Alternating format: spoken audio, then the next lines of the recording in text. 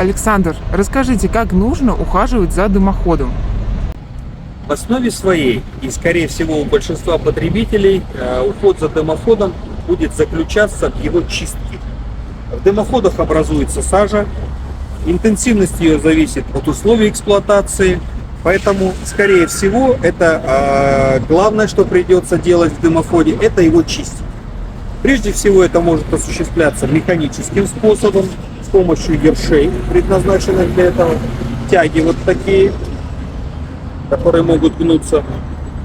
Данная конструкция может удлиняться, загоняется в дымоходную систему через специализированную нижнюю заглушку.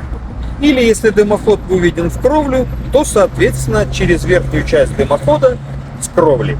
Это не всегда удобно, безопасно. Может быть, стоит воспользоваться услугами специализированных мастеров, печников, те, кто занимается чисткой дымохода, трубочистами, можно их и так назвать.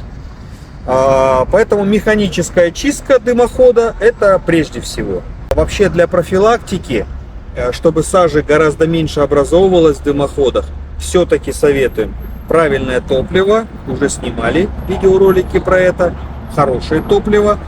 И можно применять химические специализированные средства, которые сжигаются в печах, в процессе топки печи, в виде порошков, в виде специализированных древесных брикетов, пропитанных химическими составами.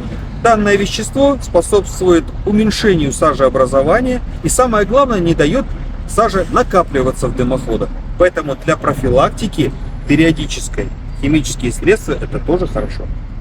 Был торговый дом Прометей. Обязательно подписывайтесь, ставьте лайки и приходите к нам в магазин.